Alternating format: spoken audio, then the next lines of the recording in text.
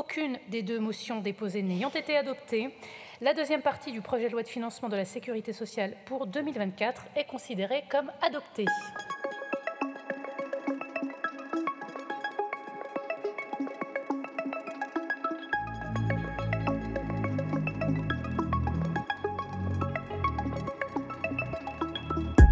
Pour l'adoption 223, pour l'adoption 88.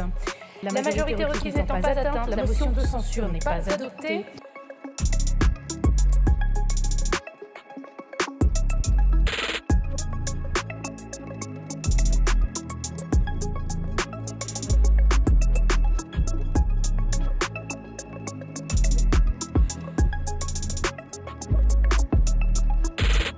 Vous avez abandonné durant les débats la taxe de 50 centimes sur les boîtes de médicaments, le plafonnement de l'indemnisation des accidents du travail ou le détournement en douce des fonds de la GIRC-ARCO. Allez-vous utiliser le 49.3 pour les réintroduire malgré tout le monde dans ce texte?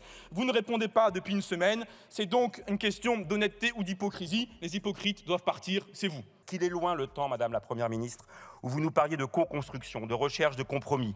Il y a 6 mois tout juste, vous nous promettiez 100 jours d'apaisement. Vous n'avez depuis qu'accentué l'épuisement. Votre gouvernement est tombé dans l'obsession d'avoir raison seul et de gouverner seul. Et la banalisation des 49.3 encourage le dégoût et le rejet massif de nos institutions, qui iront irrémédiablement se répercuter vers l'extrême droite de cet hémicycle.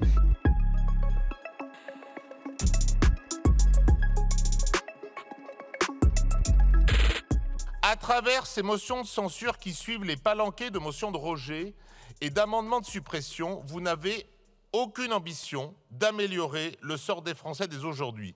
C'est profondément regrettable. Alors certes, on peut dire que vos pratiques ont été celles de la plupart des oppositions dans l'histoire de la République, même si elles n'ont pas été aussi systématiques. Ce que j'ai à vous dire tout simplement, c'est: est-ce que vous n'êtes pas fatigué par cette stratégie ridicule et, je dois le dire, un peu misérable dont vous avez usé pendant un an et qui n'a toujours pas porté ses fruits? Nous nous retrouvons à nouveau et cet examen de 2 motions de censure ressemble à tous les autres. Beaucoup d'outrance, beaucoup de postures, beaucoup de contre-vérités et à la fin, l'extrême droite et l'extrême gauche qui votent ensemble. Pourtant, avec mon gouvernement, avec la majorité, je ne m'habitue pas. Je ne m'habitue pas aux hurlements de ceux qui se proclament les défenseurs du débat parlementaire, mais le dénaturent à coups d'invectives et de tentatives d'obstruction. Je ne m'habitue pas à la mauvaise foi de ceux qui crient au passage en force, mais refusent toute recherche de compromis. Je ne m'habitue pas, mais plus encore, je refuse de m'habituer.